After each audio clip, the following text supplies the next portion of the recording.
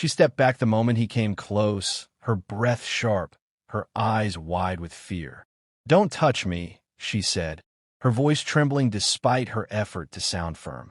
The words echoed between them, heavy and final, as if touching her would shatter something fragile and irreparable. The Duke froze, his hands suspended in the air, surprise flickering across his composed face. He was not a man accustomed to refusal, especially not from a woman who stood trembling before him, dressed in a simple blue gown that marked her as far beneath his rank. They stood in the middle of the manor's rose garden, sunlight filtering through tall hedges, birds singing as if the world were untouched by the tension coiling tightly between them. She avoided his eyes, staring instead at the gravel path beneath her feet, as though the ground might swallow her whole if she wished hard enough.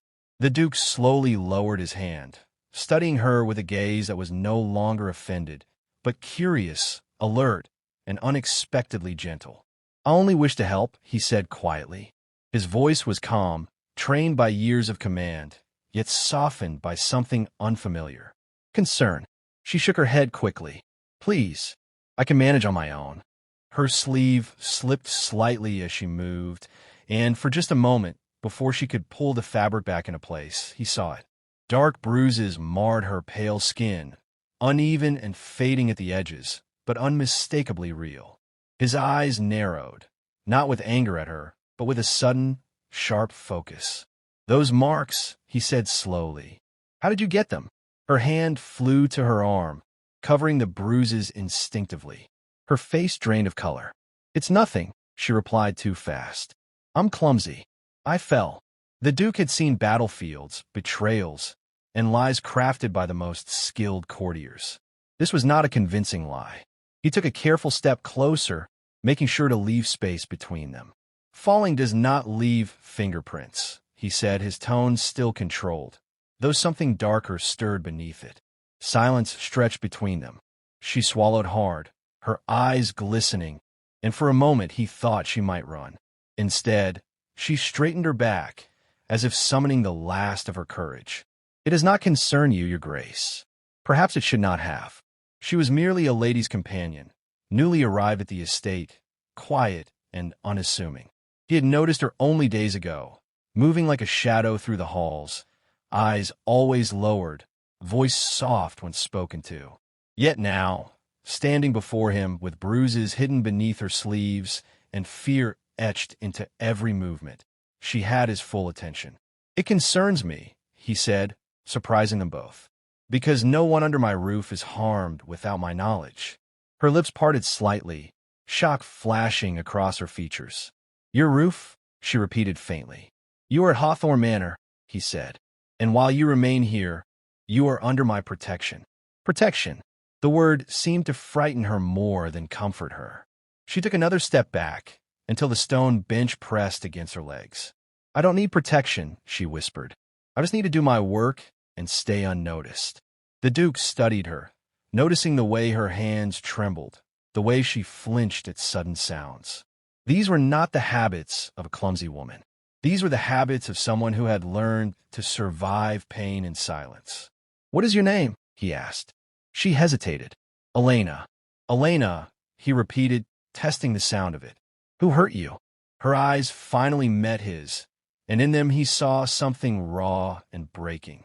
"If I tell you," she said, her voice barely audible, "everything will get worse." The honesty of her fear struck him harder than any accusation could have. He exhaled slowly, forcing the fury rising inside him into something usable, something steady. "I give you my word," he said. "No one will touch you again." She let out a broken laugh, short and bitter. Men always say that. He did not deny it. Instead, he did something unexpected. He removed his gloves, folded them carefully, and placed them on the bench beside her, a symbolic gesture of vulnerability few ever saw. "Then allow me to prove that I am not like other men."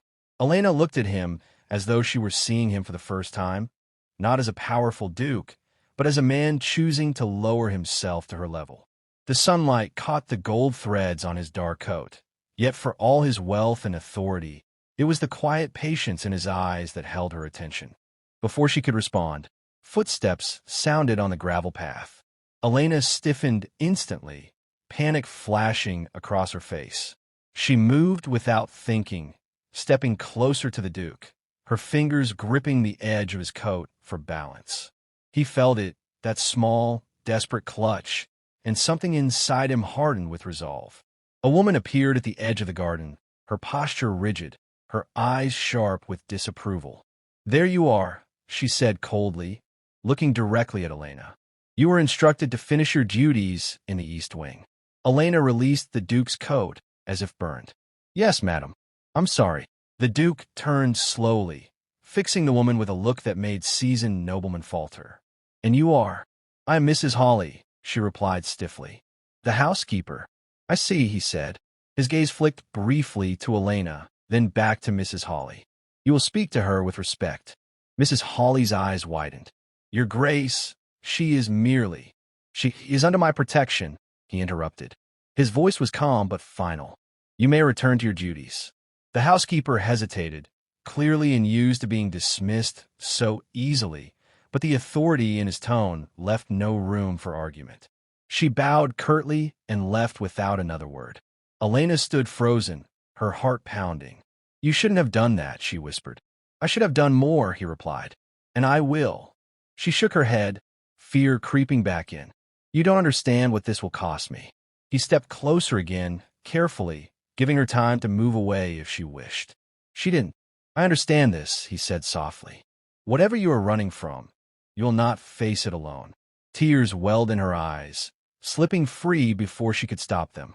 She turned away, ashamed of her weakness, but he spoke again, his voice gentler than she had ever heard from a man of his stature. "Come," he said. "Let me have a physician examine those bruises. No questions, no punishment, just care."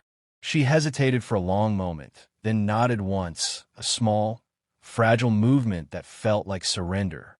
As they walked toward the manor side by side, the Duke knew one thing with absolute certainty.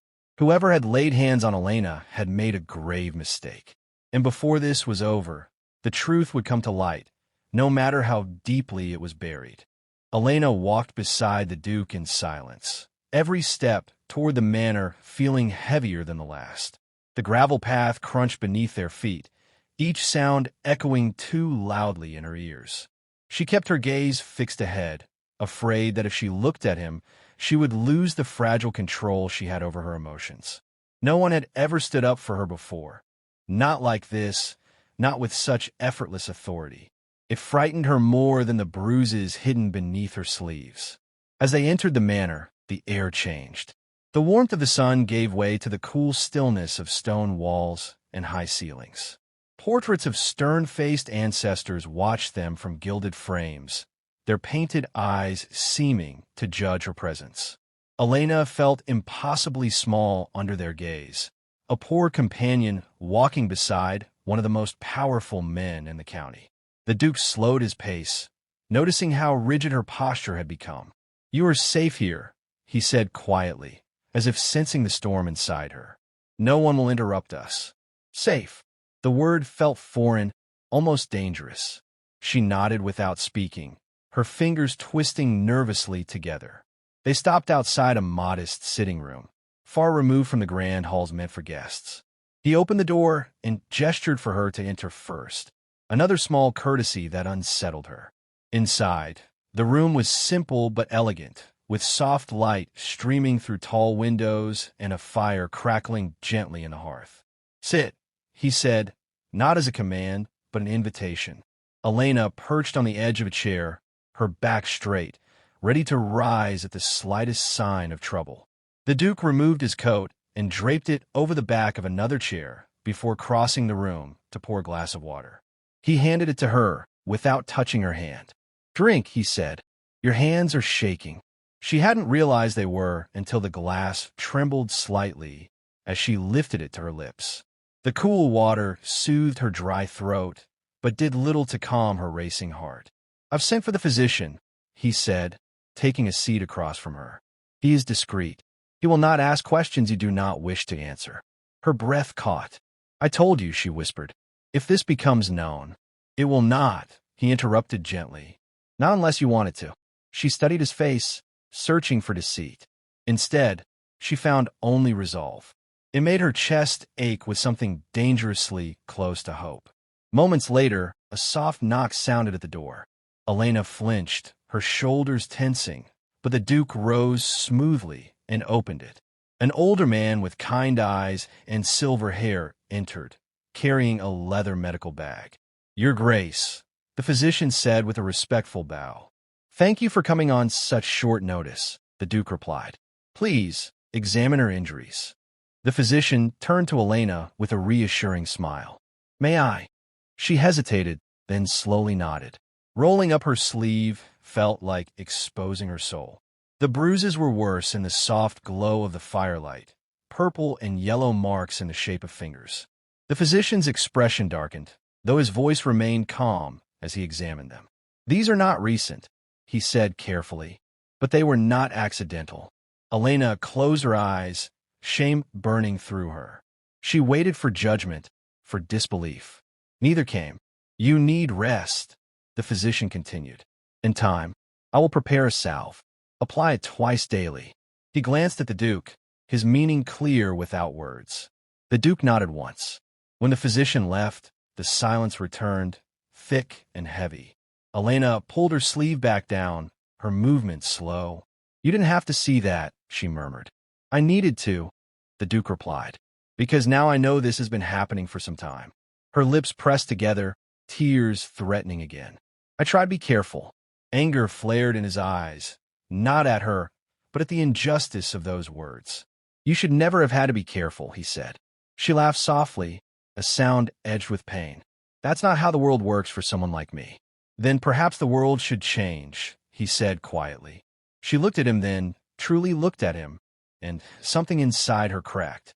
"You don't understand," she said. "If I speak, I lose everything. My position, my shelter. And worse, he won't forgive me." The Duke leaned forward, resting his elbows on his knees. "Who is he?" Her silence was answer enough. "Someone in this house," he said slowly. She nodded, her throat too tight for words. His jaw tightened. "You will tell me when you are ready," he said. "Until then, you will not return to your duties." Her eyes widened in alarm. "I can't." "You will," he said firmly. "I will arrange different work for you. Somewhere you will not be alone." Fear and relief tangled inside her, leaving her breathless. "Why are you doing this?" she asked. "You owe me nothing." He considered her question carefully. "Because I failed once," he said at last, "and I do not intend to fail again." She didn't ask what he meant. Some truths were better left untouched. That evening, Elena was shown to a small room near the Duke's private wing, far from the servants' quarter she was used to. The bed was soft, the window overlooking the gardens where they had first spoken. She sat on the edge of the mattress, overwhelmed by the unfamiliar quiet. For the first time in months, no one would come for her in the dark. Yet sleep did not come easily. Memories clawed at her mind, sharp and relentless. She wrapped her arms around herself, fighting the urge to cry out. A knock sounded at her door. Panic surged, but the voice that followed was calm and unmistakable. "It's me." She opened the door a fraction, her heart pounding. The Duke stood there, holding a small tray. "I thought you might not have eaten," he said. She stepped aside, letting him in. He placed the tray on the table and turned to leave, respecting her space. "Rest," he said. "Tomorrow will be different." As he reached the door, she spoke, the words spilling out before she could stop them. "Thank you." He paused, looking back at her. "This is only the beginning," he said softly. When he left, Elena sat down and finally allowed herself to cry, silent tears soaking into her pillow. But beneath the fear and uncertainty, something new took root. For the first time, she believed that escape might be possible. And somewhere else in the manor, the Duke stood by his window, staring out into the darkness, his mind already working. He knew power when he saw it, and he knew cruelty even better. Whoever had hurt Elena would soon learn what it meant to face a man who no longer looked away. Morning light crept softly through the thin curtains, brushing against Elena's closed eyes. For a brief, fragile moment, she forgot where she was. The bed was warm, the room quiet, and her body did not ache with the familiar tension of waiting for footsteps in the corridor. Then memory returned, slow and heavy, and she sat up sharply, her heart racing. She was still alone. No shouting, no sudden door opening, no rough hands. Elena pressed a hand to her chest, steadying her breath. The room the Duke had given her felt unreal, as though she had wandered into someone else's life by mistake. She rose cautiously, half expecting someone to stop her, but no one did. A clean dress lay folded neatly on the chair, softer fabric than she was used to wearing. She touched it hesitantly, then changed, the simple act feeling strangely intimate. When she stepped into the corridor, servants moved quietly about their duties. A few glanced at her with curiosity, but none spoke. None scolded. None grabbed her arm. She walked slowly, learning this new freedom one step at a time. At the far end of the hall, the Duke stood near a tall window, speaking with a man Elena did not recognize. He looked different in the morning light, less severe, his dark hair slightly disordered, his expression thoughtful. When he noticed her, he dismissed the man with a nod and turned to her. "You slept?" he asked. She nodded. "Some. That is enough for now," he said. "Come. Breakfast is waiting." The dining room was smaller than the grand hall, clearly meant for private meals. Elena hesitated at the doorway, unsure of where to stand. "You may sit," the Duke said, pulling out a chair for her. "You are not a servant here." The words struck her harder than any blow. She sat slowly, her hands folded in her lap as a maid placed plates before them. The smell of warm bread and fruit made her stomach twist with hunger she hadn't allowed herself to feel in weeks. They ate in silence at first. Elena was painfully aware of every movement she made, afraid of doing something wrong. Finally, the Duke spoke. "I have arranged new duties for you," he said. "You will assist in the library." Her eyes widened. "The library?" "Yes. Cataloging, organizing, copying letters. Quiet work. You will not be supervised by Mrs. Hawley." Relief washed over her, followed quickly by fear. "And if he notices I'm gone?" The Duke's gaze sharpened. "He already has." She froze. "What?" "This morning," he continued calmly, "I received a complaint about a missing companion. I was very clear that your assignment has changed." Her pulse thundered in her ears. "What did he say?" "He said nothing," the Duke replied, "which tells me more than words ever could." Elena stared at her plate, appetite gone. "You're putting yourself at risk," she whispered. "He has influence." "So do I," the Duke said simply, "and mine is greater." Later, the library welcomed her with the comforting scent of old paper and leather. Sunlight streamed through high windows, illuminating endless shelves. For the first time since arriving at the manor, Elena felt something close to peace. She lost herself in the rhythm of work, her mind quieting as she arranged volumes and copied neat lines of text. Hours passed unnoticed. She was reaching for a book when a shadow fell across the page. Her body reacted before her mind, stiffening, heart leaping into her throat. "You've been avoiding me." The voice was smooth, familiar, and terrifying. Elena turned slowly.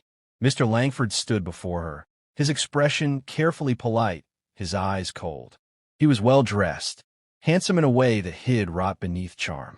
He smiled, but did not reach his eyes. "I have new duties," she said, keeping her voice steady. "By order of the Duke." His smile tightened. "Yes."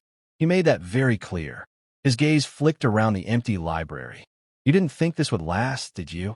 She took a step back, her spine pressing against a shelf. "You shouldn't be here." "And yet," he said softly, stepping closer, "here I am." Panic clawed at her chest. "Please," she whispered, "leave." He reached out, not touching her, but close enough that she could feel his presence. "You should have remembered your place." Before he could say more, footsteps echoed in the corridor. The Duke's voice cut through the tension like steel. "Step away from her." Langford straightened instantly, turning with an expression of mock surprise. "Your Grace," he said smoothly. "I was only leaving," the Duke finished coldly. "Now." For a moment, the air crackled with unspoken threat. Langford bowed stiffly. "As you wish." He brushed past Elena as he left, his whisper barely audible. "This isn't over." The Duke waited until the man was gone, then turned to Elena. His calm facade cracked, revealing barely restrained fury. "I am sorry," he said. "I should not have left you alone." She shook her head, trembling. "You came." "Yes," he said firmly, "and I will always come." Tears filled her eyes. "He's dangerous." "So am I," the Duke replied. "But unlike him, I choose where my cruelty is directed." He placed a gentle hand over hers, stopping when she didn't pull away. It was the first time she allowed his touch. "Trust me," he said. "I will end this." Elena nodded slowly, her fear still present, but now anchored by something stronger. Hope. And far down the corridor, Mr. Langford watched from the shadows, his smile gone, replaced by something dark and calculating. The game had changed, and this time he intended to win, no matter the cost. Elena did not return to the library that day. The Duke escorted her back to her room himself, his presence a silent shield as they moved through the corridors. Servants bowed and stepped aside, their curious glances lingering on Elena, but no one dared speak. Word traveled fast in Hawthorne Manor, and already something had shifted. She could feel in the air, in the way doors closed more carefully and voices lowered when the Duke passed. Inside her room, Elena sank onto the chair near the window, her legs trembling now that the danger had passed.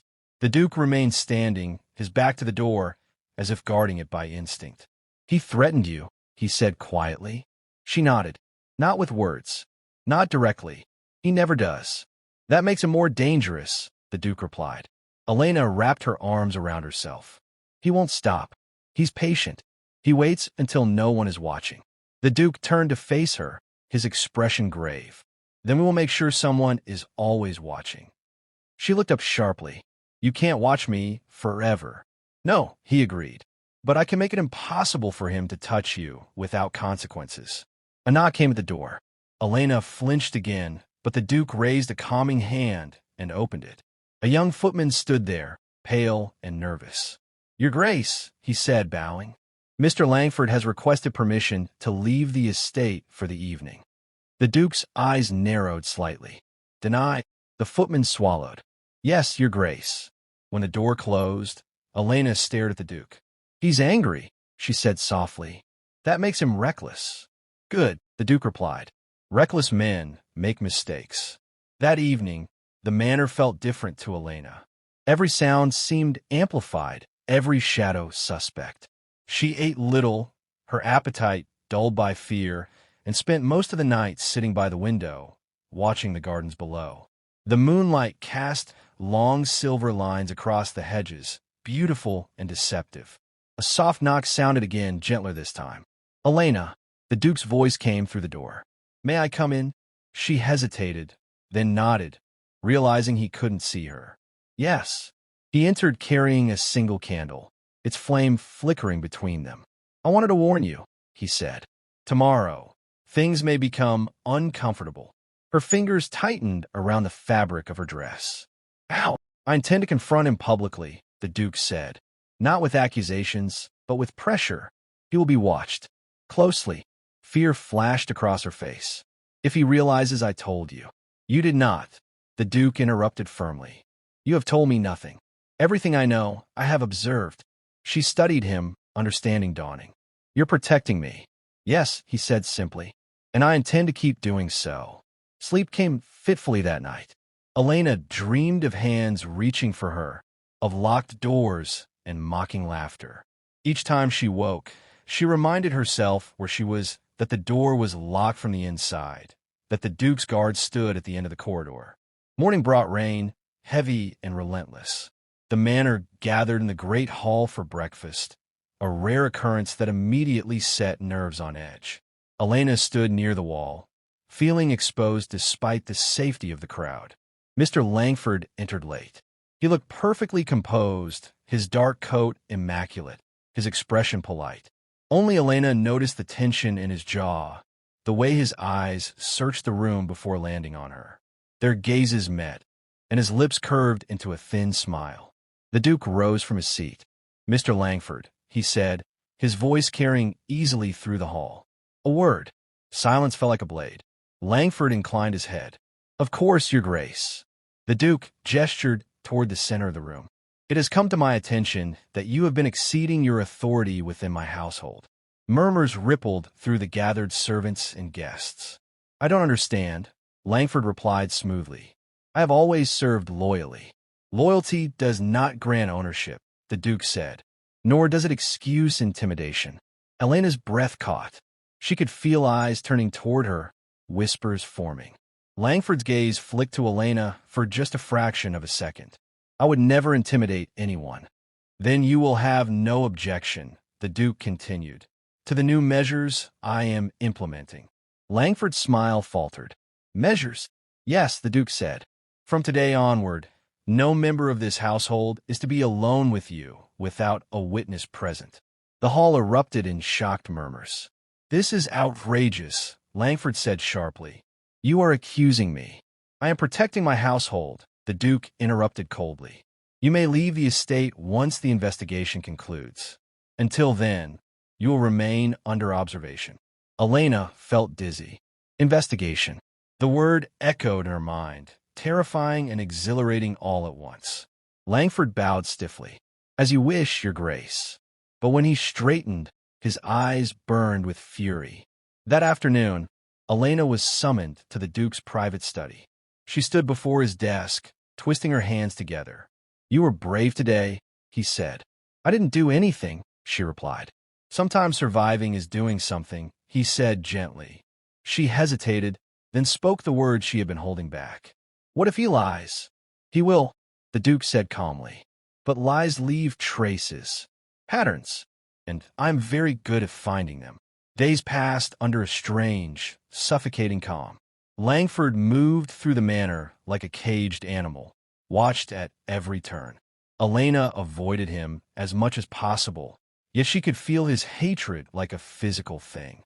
One evening, as she returned to her room, she found a folded note slipped beneath her door. Her hand shook as she opened it. "You think he can protect you forever? When this ends, you will be nothing." She crumpled the paper, fear rising like bile in her throat. But this time she did not hide it. She went straight to the Duke. He read the note once, then tore it in half.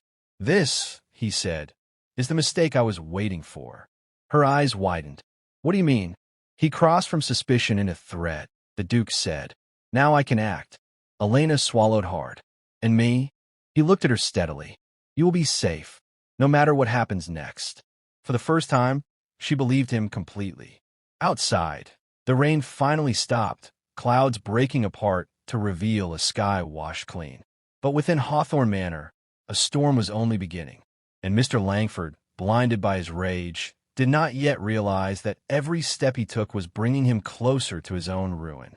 The investigation began quietly, almost invisibly, which was precisely how the Duke intended it. No announcements were made, no dramatic confrontations staged for the benefit of the household. Instead, doors closed softly, conversations were held behind thick walls, and records long ignored were pulled from dusty shelves.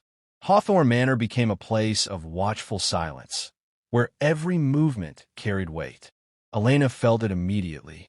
Where once she had tried to make herself small, now she felt seen in a way that was both comforting and terrifying. Servants greeted her politely, some with cautious smiles, others with looks she could not read. A few avoided her altogether. She understood why.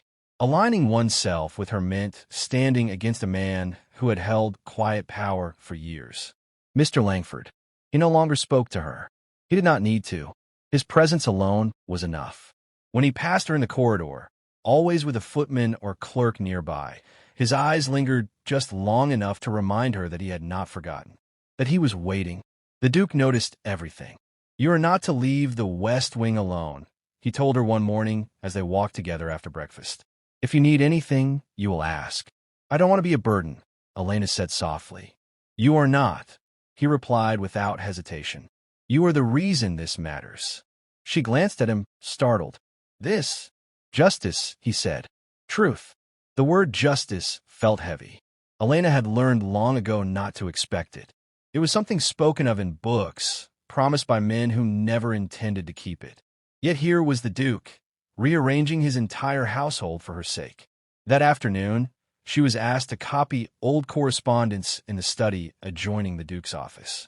The task was simple, repetitive, and grounding. Ink, paper, words, things that made sense. The door opened quietly. She looked up, heart stuttering, but it was not Langford. It was Mrs. Hawley, the housekeeper, her rigid posture softened by something like uncertainty. "Elena," she said, "may I speak with you?" Elena hesitated, then nodded. "Yes." Mrs. Hawley closed the door behind her. "I owe you an apology," she said stiffly. "I should have noticed."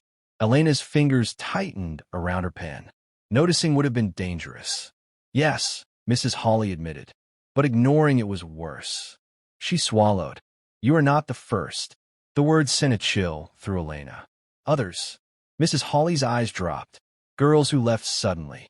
Positions that needed filling too quickly. "I told myself there were explanations." "Were there?" Elena asked quietly. "No," she said. "Only fear." When she left, Elena sat frozen for a long time, the truth settling heavily in her chest. She had survived what others had not.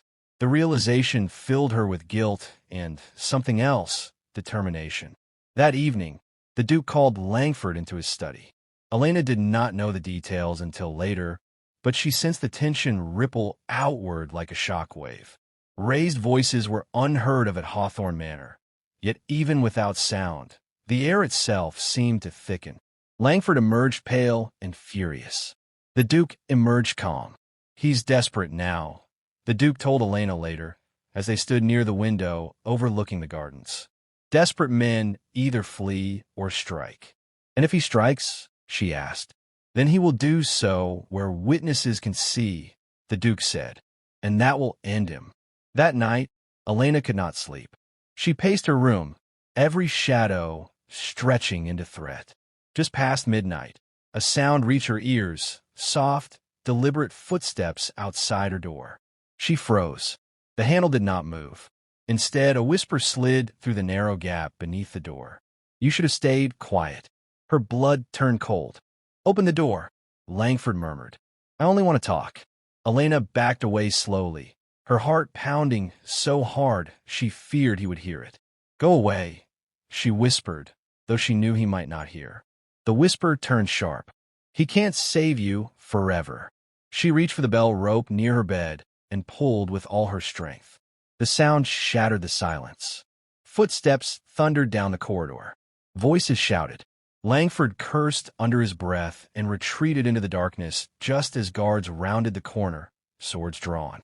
The Duke arrived moments later, his expression dark with controlled fury. "He was here," Elena said, her voice shaking. "At my door." The Duke turned to the guards. "Seal the manor," he said. "No one leaves.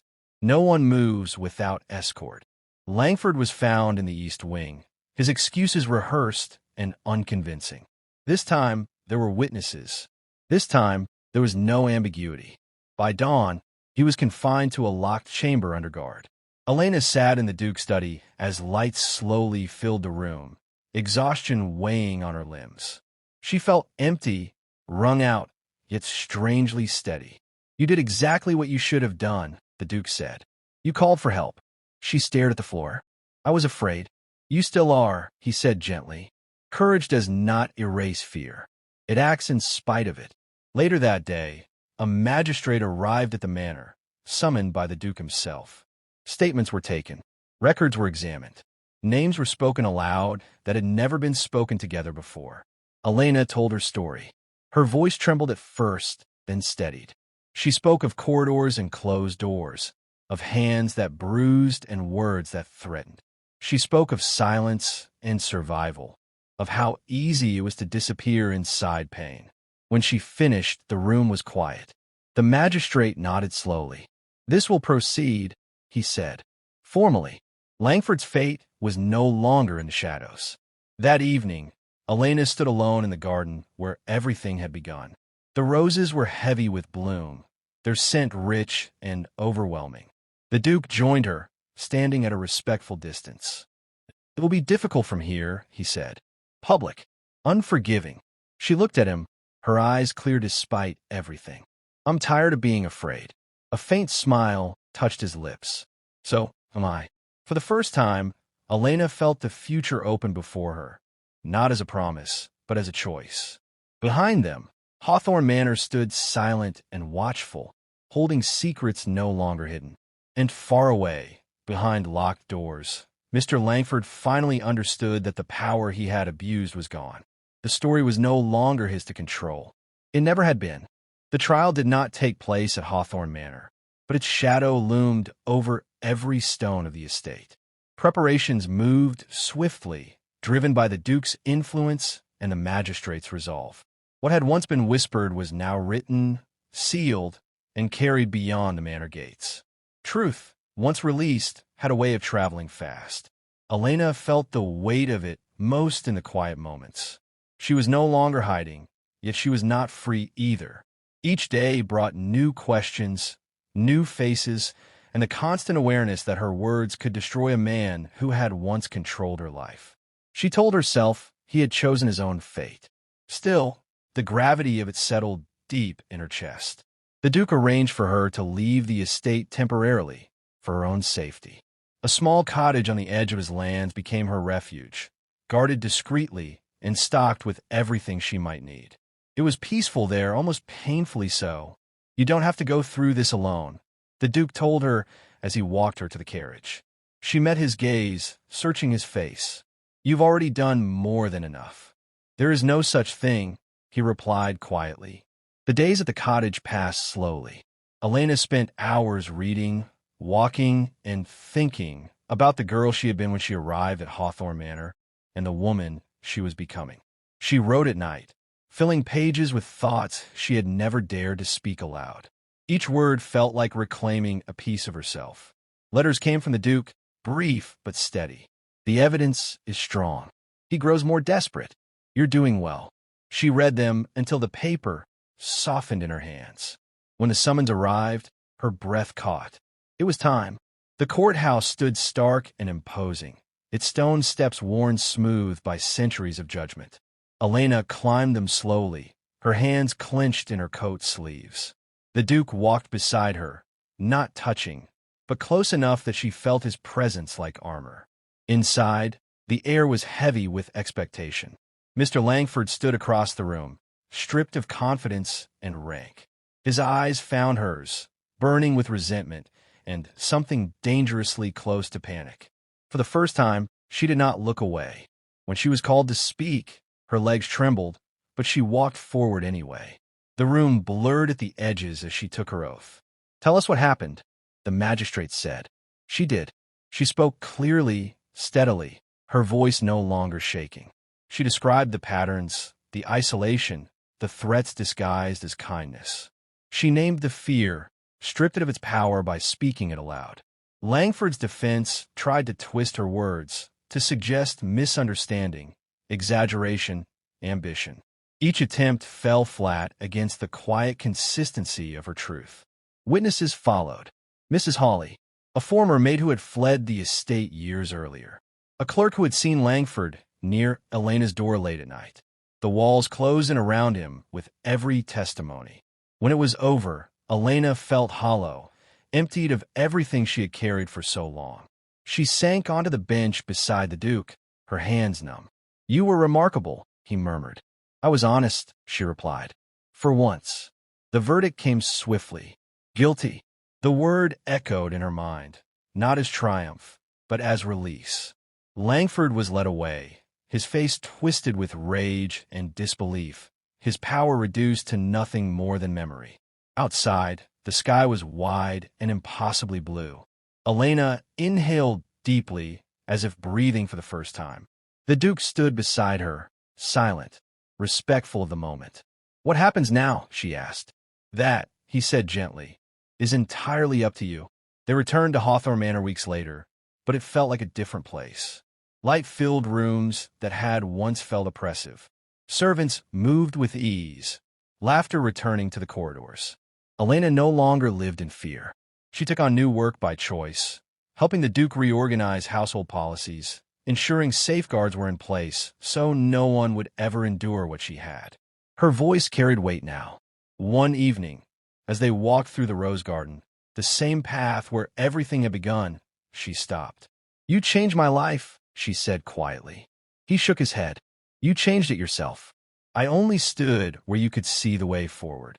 She smiled then, a real smile, unguarded. "You stayed." "Yes," he said. "I stayed." They stood in silence, the sun dipping low, painting the sky in gold and rose. Something unspoken passed between them, something fragile and hopeful. Not debt, not gratitude, something deeper. Trust. And for Elena, that trust was the greatest freedom of all. Spring arrived quietly at Hawthorne Manor, as if careful not to disturb the peace that had finally settled over its grounds. The roses bloomed fuller than Elena remembered, their petals soft and unbroken, no longer symbols of fear but of survival. Life had moved forward, and for the first time, she moved with it instead of behind it. Elena had chosen to stay. The cottage remained hers if she wished it, yet Hawthorne Manor no longer felt like a prison. It felt like a place of beginnings. She spent her mornings in the library, not as a hidden figure among shelves, but as someone whose presence mattered. She organized records, advised on hiring, and helped create systems of protection that would outlive both her and the Duke. The Duke watched this transformation with quiet admiration. "You have given this house a conscience," he told her one afternoon as they reviewed documents together. She looked up surprised. "I only did what I wish someone had done for me." "That," he said, "is exactly how change begins." Their companionship grew naturally, unforced. They walked together in the evenings, talked late into the night about books, politics, and the shape of the world beyond the manor gates. He spoke of the weight of leadership, of mistakes made in silence. She spoke of resilience, of the cost of survival, and of learning to hope without fear. One evening, as twilight painted the sky in soft lavender, the Duke stopped near the old stone bench in the rose garden. "This is where you told me not to touch you," he said gently. She smiled faintly. "I remember. May I now?" he asked, not reaching for her, not assuming. Her breath caught, not with fear but with awareness. She nodded once. He took her hand, warm and steady, and this time she did not pull away. The contact felt grounding, not threatening. A simple gesture, yet it carried the weight of everything they had endured. "Thank you for asking," she said softly. "Always," he replied. News from the outside world continued to arrive. Langford's sentence had been upheld. Other estates began to adopt the safeguards Hawthorne Manor had implemented. Elena's story, though her name was protected, had become a catalyst for change. "You never sought recognition," the Duke said, "yet you inspired it." "I didn't want to be known," she said. "I wanted to be free." "And now?" She met his gaze. "Now I want to live." The words settled between them like a promise. Summer followed spring, rich and full.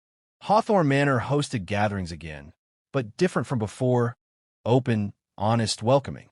Elena moved among guests with quiet confidence, no longer shrinking, no longer hiding. Some looked at her with curiosity, others with respect. None looked through her. Late one night, they stood on the balcony overlooking the gardens. The manor lights glowed softly behind them. "There is something I must ask you," the Duke said. She turned toward him, her heart steady. "Yes. I have spent much of my life believing strength meant distance," he said. "Control. Silence." He paused. "You taught me otherwise." She waited, sensing the importance of the moment. "If you choose to leave one day," he continued, "I will not stop you. But if you choose to stay, if you choose me, it would be as an equal." Her eyes glistened, not with tears, but with emotion fully felt and welcomed. "I choose what does not cage me," she said. "And you never have." He smiled then, not as a duke, but as a man. They did not rush the future. There were no dramatic vows, no grand declarations. Just understanding, growing deeper with each shared day. Elena no longer defined herself by what had been done to her. She defined herself by what she allowed into her life. And beside her stood a man who understood that love, like justice, was not possession, but choice. Hawthorne Manor stood strong beneath the summer sky, no longer a keeper of dark secrets, but a witness to something rare and enduring. A woman who found her voice, a man who learned to listen, and a story that did not end in survival alone, but in freedom.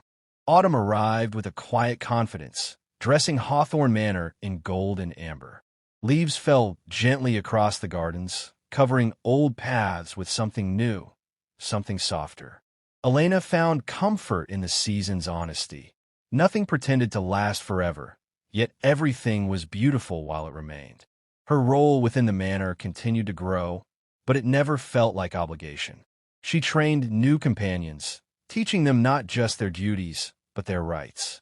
She spoke openly about boundaries, about respect, about the courage to speak before silence turned into suffering. Some listened with wide eyes, others with relief. All listened. "You've changed the culture of this house," the Duke said one evening as they reviewed reports by the fire. "No," Elena replied gently. "I reminded it of its humanity." Their relationship deepened without spectacle. Trust had become instinct. They knew when to speak and when to sit in silence, when to reach out and when to give space. Love, she realized, did not always announce itself. Sometimes it simply stayed. News arrived one crisp morning that stirred something unexpected within her. A letter. It bore a seal she had not seen in years. Her sister. Elena's hands trembled as she read the familiar handwriting. They had been separated by necessity and fear, distance forced by survival. The letter spoke of regret, of unanswered questions, of hope that Elena might still be alive, still willing to reconnect. She stared out the window for a long time before seeking the Duke. "I don't know what to do," she admitted, handing him the letter. He read it once, then returned it without comment. "What do you want?" he asked. "I want to see her," Elena said. "But I'm afraid." "Then we will face it together," he said. The reunion took place in a small town near the estate. Elena waited in a quiet room above an inn, her heart pounding louder with every passing moment. When the door opened, a woman stepped inside. Older, thinner, but unmistakably familiar. "Elena," her sister whispered. They stood frozen for a heartbeat, then crossed the distance between them and embraced. Tears flowed freely, years of absence collapsing into a single moment. "I thought I lost you," her sister sobbed. "You didn't," Elena replied softly. "I found my way back." They talked for hours, of the past, of the misunderstandings, of the choices made when there had been no good ones. Forgiveness did not come instantly, but it came honestly. Outside, the Duke waited without intrusion, giving Elena the space she needed. When she finally emerged, her eyes were red, but her expression was lighter than he had ever seen. "You look different," he said. "I feel complete," she replied. Winter crept in soon after, quiet and reflective. Snow softened the manor's edges, turning everything inward. Evenings were spent by the fire, reading, talking, planning. Elena began to consider the future beyond Hawthorne Manor. Not escape, but expansion. "I want to help others," she said one night. "Not just here, everywhere I can." The Duke studied her thoughtfully. "Then we will build something that lasts," he said. Together, plans were drawn, funds allocated, a foundation formed in Elena's name. Though she resisted it at first, dedicated to protecting those without power, giving voice to the unseen. "It's not about me," she insisted. "It began with you," he replied. "That matters." As the year turned, Hawthorne Manor prepared for a celebration, not of wealth or lineage, but of purpose. People gathered not to admire the estate, but to support the work it now represented. Elena stood among them, no longer invisible. That night, beneath a sky scattered with stars, she and the Duke walked the gardens once more. "Do you ever miss who you were?" he asked quietly. She thought for a moment. "I honor her," she said, "but I don't live there anymore." He took her hand, and this time, there was no question, no hesitation, just certainty. The path ahead was not perfect. There would be challenges, resistance, moments of doubt. But Elena had learned something essential. She was not defined by what she escaped. She was defined by what she chose to build. And beside her walked someone who understood that the greatest power was not control, but compassion. Spring returned slowly, almost cautiously, as if the world itself were asking permission to begin again. The last traces of snow melted into the earth, feeding new life beneath the soil. At Hawthorne Manor, windows were opened, heavy drapes drawn back, and fresh air flooded halls that had once held too many secrets. Elena stood on the balcony overlooking the gardens, watching gardeners prepare the beds for planting. There was something comforting in the rhythm of renewal. Nothing erased the past, but everything grew beyond it. The institution they had planned was no longer an idea. It had a name, a charter, protection under the law. Elena traveled for the first time since everything had changed, visiting nearby towns to meet women who had written to her. She listened more than she spoke. Each story was different, yet threaded with the same fears, silence, disbelief, isolation. "You won't be punished for speaking here," Elena told them gently. "You won't be alone." Some cried, some doubted, some simply sat in quiet relief. Each time she returned to Hawthorne Manor, tired but resolute, the Duke was there, not directing, not controlling, only supporting. He asked questions. He learned. He adjusted. One evening, after a long journey, Elena found him waiting in the library. "You didn't need to stay awake," she said softly. "I wanted to," he replied. "Tell me how it went." She sat across from him, exhaustion settling into her bones. "It's harder than I thought," she admitted. "The more I hear, the more I realize how much pain exists." He nodded. "And yet you go back." "Yes," she said, "because someone has to." Silence fell between them, comfortable and deep. Weeks later, resistance came. A letter arrived, unsigned but unmistakably threatening. It warned of reputations ruined, funding withdrawn, influence exerted quietly but decisively. Elena read it twice, then once more, her jaw tightening. "They're afraid," she said, handing it to the Duke. "Good," he replied. "Fear means you've touched something real." "But they're powerful," she said. "They won't attack openly." "They never do," he said. "That's why we prepare." Opposition emerged in polite society as well. Whispers at gatherings, invitations quietly rescinded, smiles that no longer reached eyes. Elena felt the pressure, the old instinct to retreat stirring faintly within her. One night, she voiced it aloud. "What if this costs you everything?" she asked. He looked at her steadily. "What if it costs me nothing worth keeping?" The answer stayed with her. The first official inquiry launched that summer, independent and thorough. It was slow work, deliberate by necessity. Elena learned patience of a new kind, the patience to let truth unfold without forcing it. Then came the breakthrough. A former clerk from another estate stepped forward, emboldened by what Hawthorne Manor had become. His testimony cracked open a case long buried. Others followed. The ripple spread. Elena stood before a small assembly one afternoon, her voice clear. "This isn't about vengeance," she said. "It's about ending the quiet permission cruelty depends on." Applause followed, not loud, but resolute. That evening, as the sun dipped low, the Duke met her in the rose garden. "You are changing more than laws," he said. "You're changing expectations." She smiled faintly. "I'm just refusing to disappear." He reached for her hand, and this time there was no hesitation from either of them. In that moment, Elena understood something fully. Freedom was not the absence of fear. It was the decision to move forward anyway.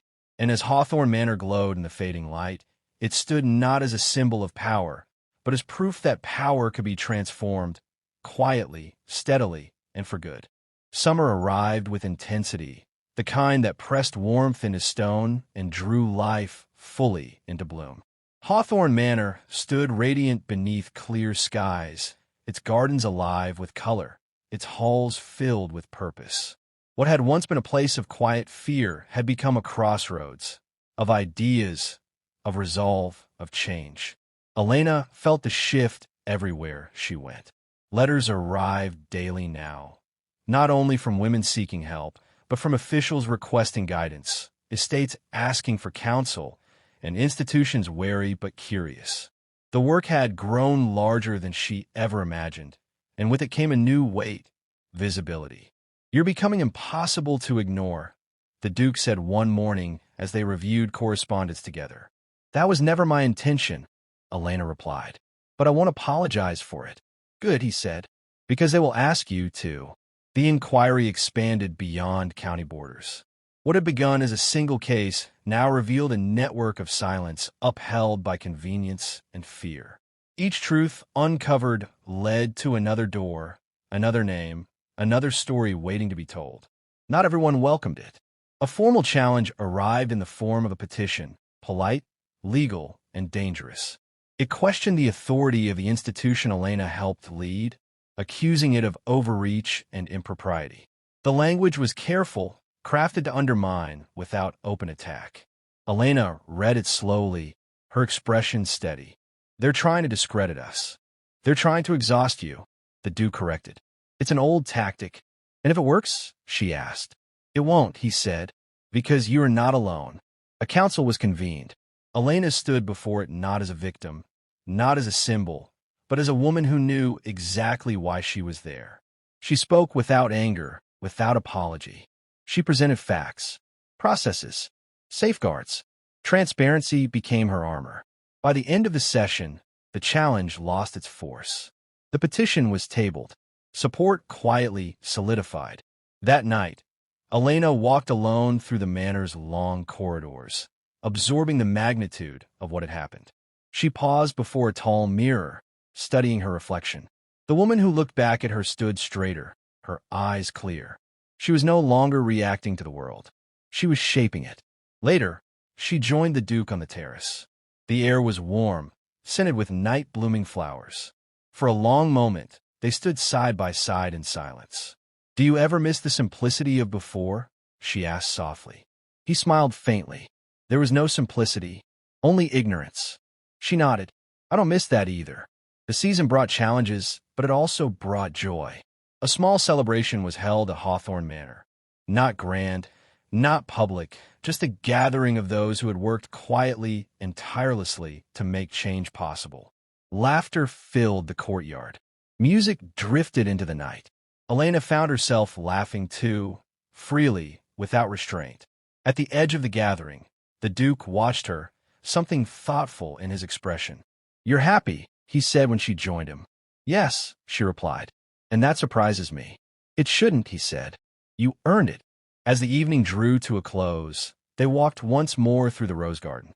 Fireflies flickered between the bushes, tiny sparks against the dark. There will be more resistance, the Duke said. More attempts to stop what you've begun. I know, Elena said, but I'm not afraid of them anymore. He stopped, turning to face her fully. And what about us? The question was gentle, not demanding.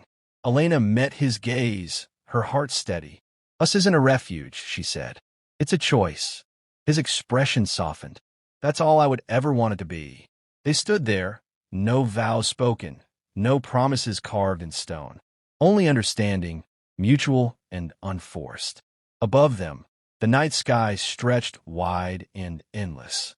And Elena knew, with quiet certainty, that whatever came next, scrutiny, resistance, triumph, or loss, she would meet it not as someone who had survived the past, but as someone who was fully present in her future. The story continued, and this time, she was writing it herself. Autumn returned again, but this time it felt different. Less like a closing, more like a refinement. Hawthorne Manor no longer held its breath with the changing seasons. It moved forward steadily, grounded in purpose rather than tradition alone. Elena's days were fuller than ever. She divided her time between the institution's growing offices in the nearby town and Hawthorne Manor itself. Files replaced fear. Conversations replaced silence. Where she once walked carefully, she now walked with intent. Yet growth brought strain. One morning, as she prepared to leave for a regional meeting, a messenger arrived bearing troubling news. A key supporter had withdrawn funding, citing political pressure. Others Elena knew might follow. She read the message twice, then folded it calmly. This was inevitable, she said to the Duke. Yes, he agreed, and it's the moment that decides whether what you've built endures. At the meeting that followed, Elena faced skepticism head-on. Voices questioned sustainability, accused her work of being too disruptive, too idealistic. She listened without interruption, then stood. Disruption is the point, she said evenly. Silence is comfortable. Justice is not. The room stilled. She laid out a plan. Leaner, stronger, less dependent on a single source of influence. Partnerships. Accountability. Shared leadership. Not a monument to one story, but a structure resilient enough to hold many. By the time she finished, resistance had softened into consideration. Back at the manor, the toll of leadership finally caught up with her. One evening, she retreated to the rose garden alone, the cool air pressing against her skin. For the first time in months, doubt crept in. The Duke found her there. "You're allowed to be tired," he said quietly. She exhaled, tension she hadn't realized she was holding slipping free. "I'm afraid of failing them." He shook his head. "You already succeeded. Failure would have been staying silent." She looked at him, eyes shining. "You always know what to say." "No," he replied. "I just tell the truth when you forget it." Winter approached slowly. With it came the first official report from the institution. Measured, thorough, impossible to dismiss. Its release sent ripples through legal circles and private estates alike. Change was no longer theoretical. Elena stood before the fire that night, reading excerpts aloud. Each page felt like a marker placed firmly in the ground. "We did this," she said softly. "You did," the Duke corrected. "I supported." She smiled, a small but meaningful distinction. Their relationship deepened further, rooted not in rescue or gratitude, but in mutual respect. They argued sometimes about priorities, about risks, but always returned to understanding. One evening, Elena received an unexpected invitation. A national forum. Public. Unavoidable. She stared at the letter, heart racing. "This will put everything in the open." "Yes," the Duke said, "including you." She looked up at him. "Will you stand with me?" He didn't hesitate. "Always. But never in front of you." The night before her departure, Elena packed quietly. She paused, holding a simple ribbon she had once used to bind her sleeves, a reminder of who she had been. She placed it gently into the fire. By morning, frost covered the gardens, sparkling beneath pale sunlight. As the carriage rolled away from Hawthorne Manor, Elena looked back once, not in fear, not in longing, but in acknowledgement. The place that had nearly broken her had become the ground from which she rose. Ahead lay scrutiny, resistance, and possibility. And for the first time, Elena did not wonder if she was strong enough. She knew she was, because strength, she had learned, was not something given. It was something claimed. The city greeted Elena with noise and motion, a sharp contrast to the measured calm of Hawthorne Manor. Carriages crowded the streets, voices overlapped in hurried conversations, and banners announcing the National Forum fluttered above the Grand Hall where history was quietly waiting to be shaped. Elena stood at the window of her lodging, watching the world move below. For the first time since she had left the manor, uncertainty stirred, not fear, but awareness. This was larger than any room she had ever spoken in, larger than her own story. The Duke joined her, fastening his coat. "You don't need to convince them of who you are," he said. "Only of what must change." She nodded. "I keep reminding myself of that." The hall was already full when they arrived.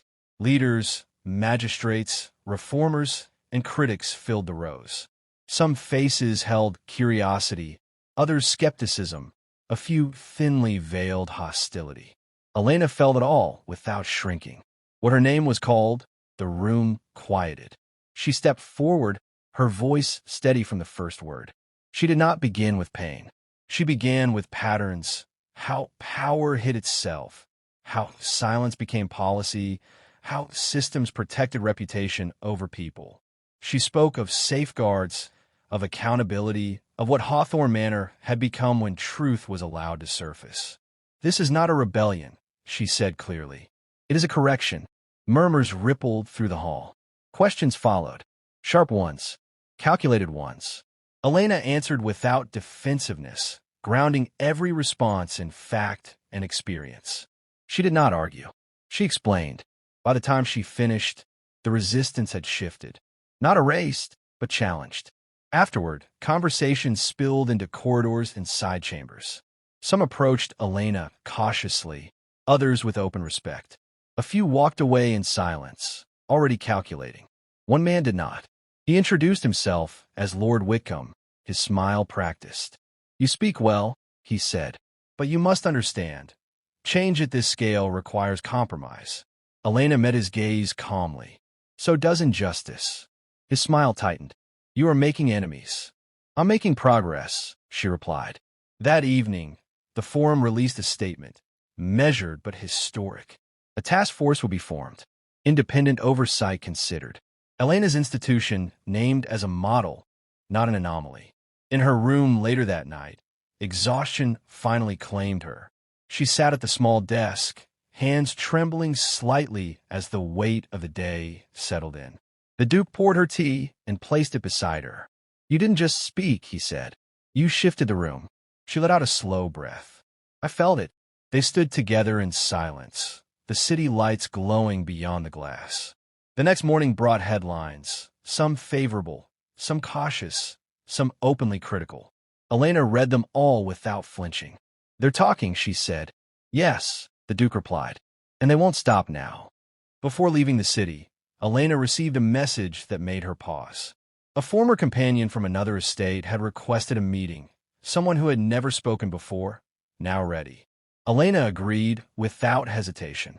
In the quiet of a modest parlor, the woman sat across from her, hands shaking. "I thought no one would believe me," she whispered. Elena reached across the table, stopping just short, waiting for consent. "I believe you," she said. The woman cried then, years of silence breaking at once. As they returned to Hawthorne Manor days later, Elena felt something settle firmly inside her. This was no longer about proving anything. It was about continuity. At the gates, the manor stood unchanged, yet everything within it had evolved. Elena stepped down from the carriage, grounded, present. The Duke glanced at her. "You crossed a threshold," he said. "Yes," she replied, "and there's no going back." He smiled faintly. "Good." That night, as Elena walked the familiar corridors, she realized something profound. She was no longer carrying the story forward. The story was now carrying others with it. And that, she knew, was how real change endured. Spring arrived early that year, as if the land itself were eager to turn the page. Buds appeared along the garden paths of Hawthorne Manor, fragile yet determined, echoing the quiet transformation that had taken root inside its walls. Elena welcomed the season with resolve. Requests for guidance poured in, letters from estates, institutions, and individuals who had heard of the Forum and the work that followed. Some sought advice. Others sought protection. A few, more cautiously, sought redemption. Elena read every letter herself. "This is becoming larger than us," the Duke observed one morning as she sorted correspondence at the long oak table. She nodded. "Which means it must become stronger than us." Together, they began structuring what could no longer remain informal. Regional representatives were appointed, clear protocols established, authority distributed carefully, intentionally. The institution's strength would lie in its independence, not in any single figure. Still, leadership followed Elena wherever she went. At a gathering hosted by neighboring estates, she faced veiled resistance disguised as politeness. Compliments laced with caution, praise paired with warnings. "You've inspired many," one hostess remarked, "but some worry you may unsettle traditions." Elena smiled evenly. Traditions that survive honesty are worth keeping. The room quieted. Not all challenges came from outside.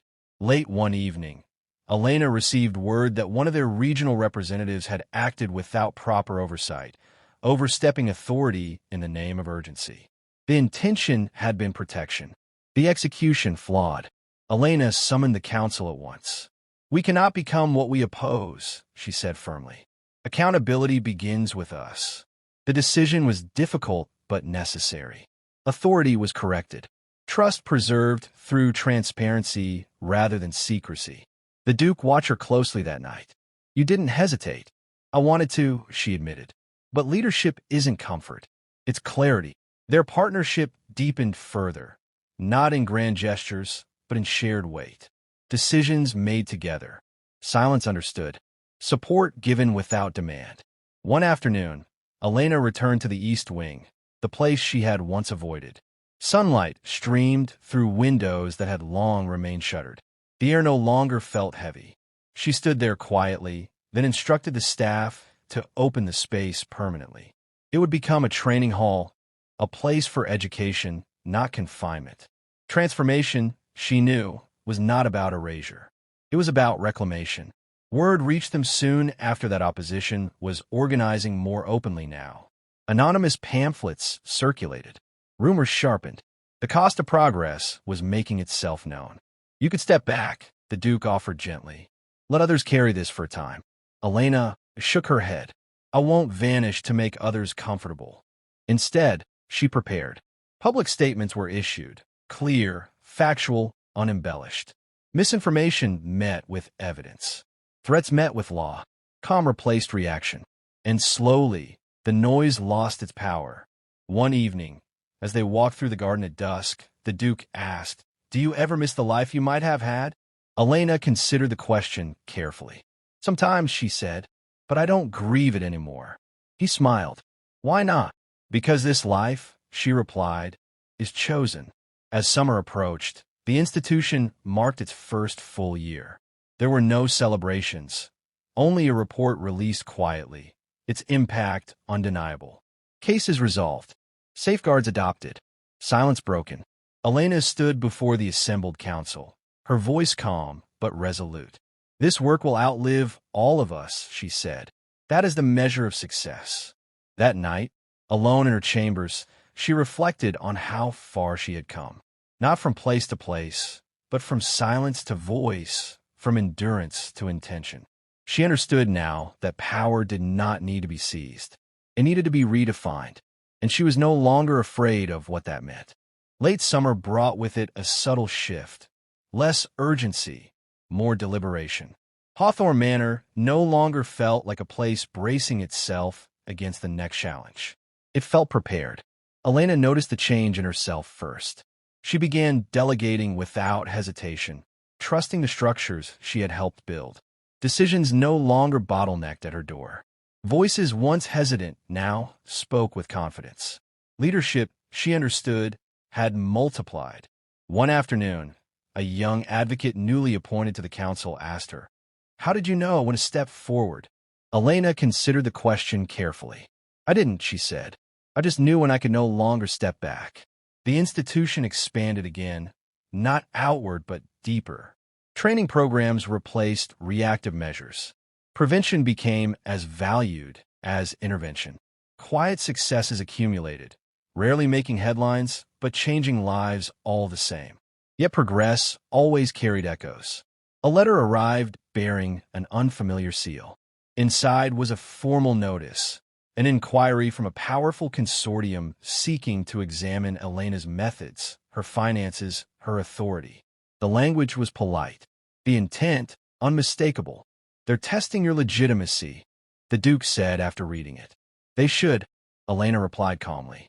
"We've asked everyone else to withstand the same scrutiny."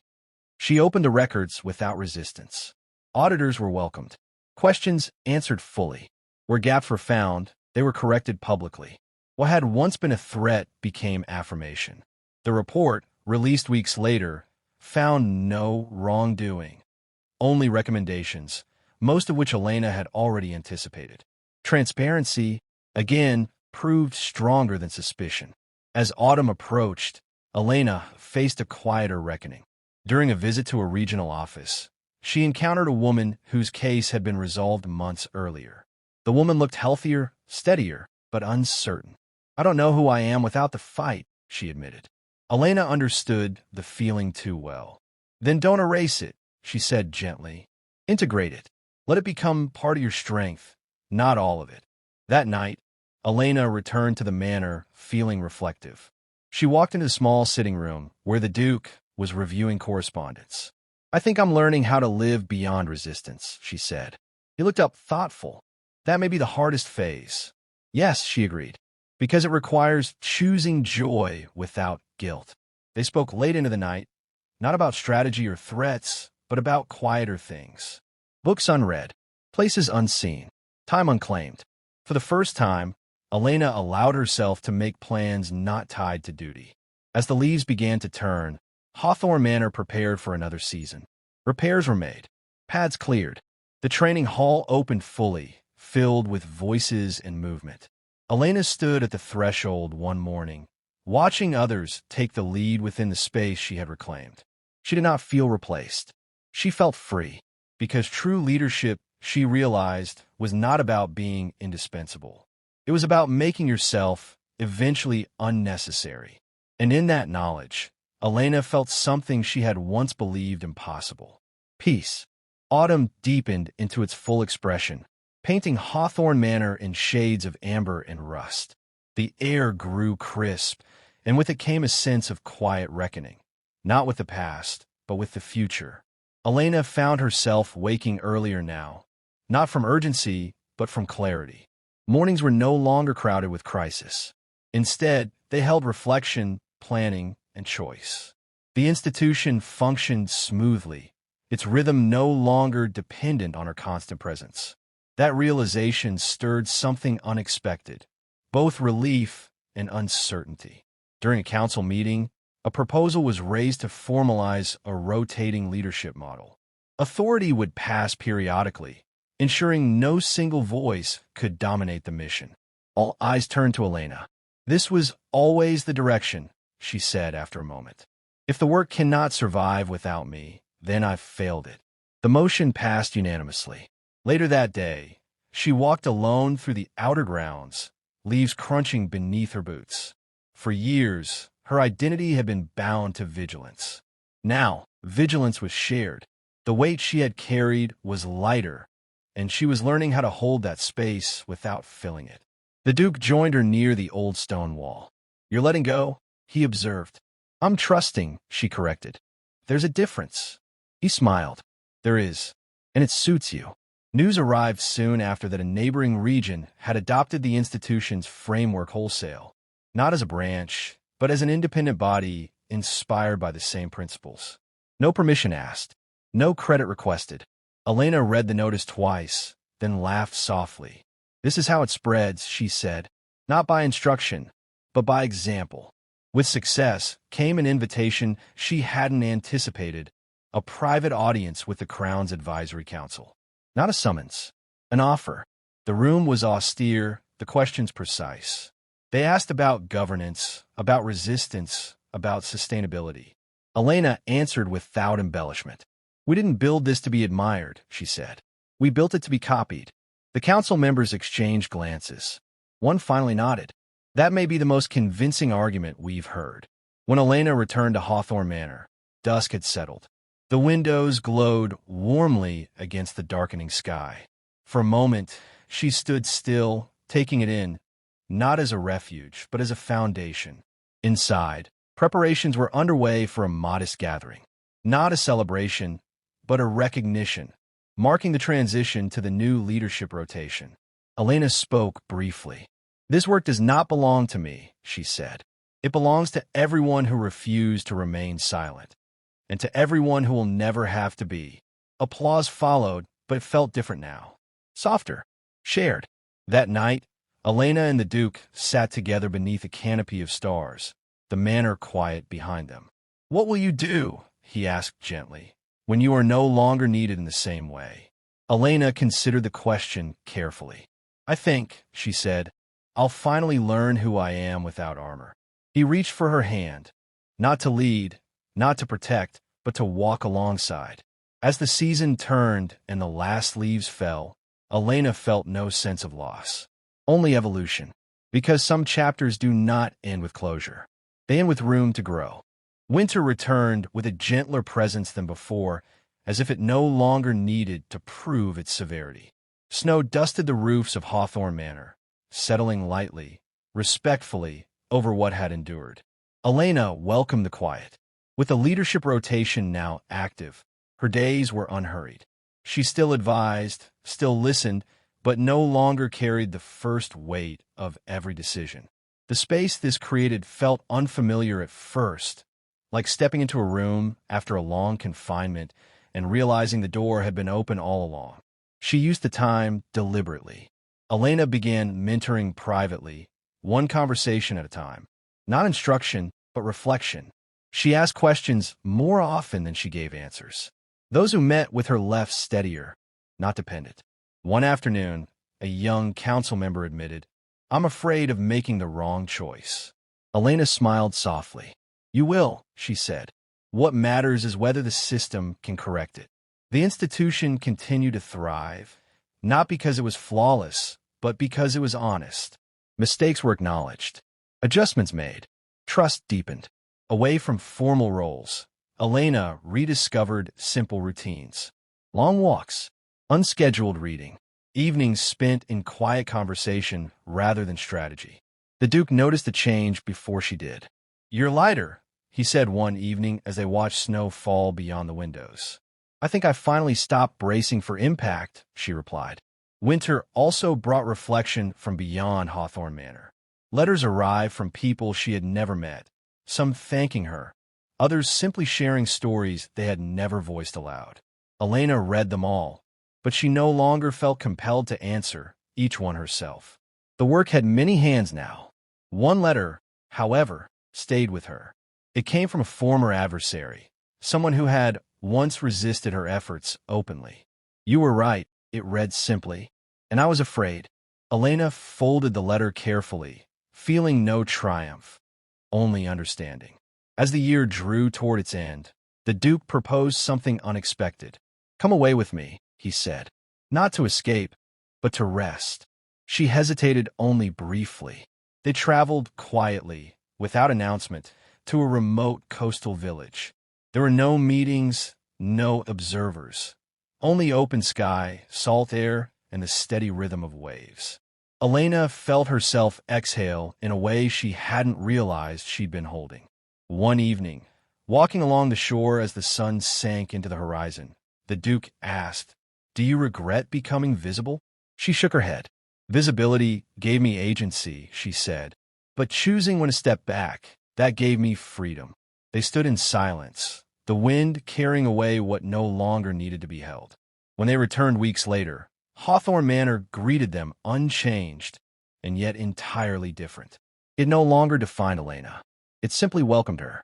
Standing at the gates, she felt gratitude, not for survival but for transformation. Because the truest victory she had learned was not defeating darkness. It was learning how to live fully in the light. The new year arrived without ceremony, as if respecting the quiet balance Elena had finally claimed. Hawthorne Manor stood calm beneath a pale winter sun, no longer a symbol of struggle, but of continuity. Elena moved through its halls as a guest rather than a guardian. The institution's annual review was released in early winter, thorough, restrained, effective. It documented measurable change, fewer unaddressed cases, faster interventions, stronger protections. More importantly, it showed resilience without her constant presence. Elena read the report once, then set it aside. "That's how it should be," she said simply. Her role shifted again, not away but outward. Invitations came from distant regions, not to lead but to listen. Elena accepted only a few, choosing depth over visibility. At one such gathering, a woman asked her quietly, "How do you know when your work is done?" Elena considered this for a long moment. "When the work no longer needs your sacrifice to survive," she answered. Back at the manor, preparations were underway for a transition long anticipated. Elena would formally step out of any permanent advisory role. Not abruptly, carefully, transparently by design. The council resisted at first. "You are still our compass," one member argued. Elena smiled gently. "A compass teaches direction," she said. "It doesn't walk the path for you." The transition was finalized by consensus. That evening, a modest gathering was held, not in her honor, but in acknowledgement of continuity. Stories were shared, lessons remembered. No speeches were made. Later, alone in the quiet, Elena walked to the far edge of the grounds, where the land opened into wide, unclaimed fields. The wind was cold but clean. She realized then that she felt no absence, only completion. The Duke joined her, hands tucked into his coat. "You're at peace," he observed. Yes, she replied. And not because everything is perfect, but because it's no longer fragile.